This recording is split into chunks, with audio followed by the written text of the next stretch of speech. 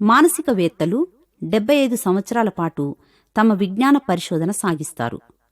100 మందికి పైగా యవనస్తులను ఎంచుకుంటారు. ఇంటర్వ్యూ చేస్తారు. యవనస్తుల తల్లిదండ్రులతో ముఖాముఖి సంభాషణ చేస్తారు. జీవితం కొనసాగుతూ ఈ యవనస్తులే పెద్దలై ఉద్యోగాలు నిర్వహించి బాధ్యతాపరులవుతారు. మానసికవేత్తల పరిశోధనలకు ఫలితాలేం కాగలవు?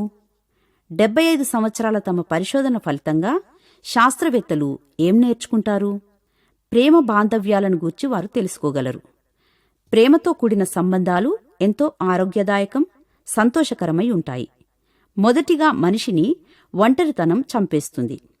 ఇతరులతో మంచి సంబంధం కలిగి ఉండేవారు ఎక్కువ కాలం జీవిస్తారు.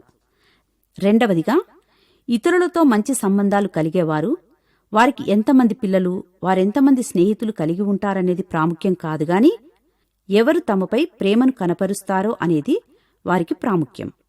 ప్రేమ పొందని జీవితాలు భరించరానివిగా ఉంటాయి. ప్రేమ ఎరుగని జీవితాలు కలహాలు, వైవాహిక సమస్యలతో కపటపూరితమై ఉంటాయి.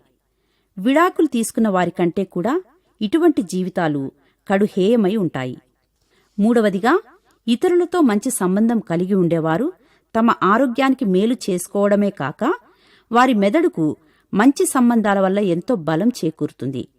మంచి సంబంధాలు కలిగి ఉండేవారు తమ 80 సంవత్సరాల వయసులో కూడా మంచి జ్ఞాపకశక్తిని కలిగి ఉంటారు. ప్రస్తుతం నీవే దశలో ఉన్నావు? 25, 40 లేక 60 సంవత్సరాలు కావచ్చు. నీ బంధువులతో నీవు మాట్లాడుతున్నావా? లేనట్లయితే మంచి సంబంధాలు కలిగి ఉండడానికి ప్రయత్నించు. నీకు సంతోషం కావాలా? నీ చుట్టూ తప్పక కొందరుండాలి. నీ భవిష్యత్తుకు, నీ జీవితానికి ఇదెంతో ప్రయోజనకరం కాగలదు. గతాన్ని విడిచిపెట్టి ఇప్పుడైనా మంచి సంబంధాలను ఏర్పరచుకుందామా?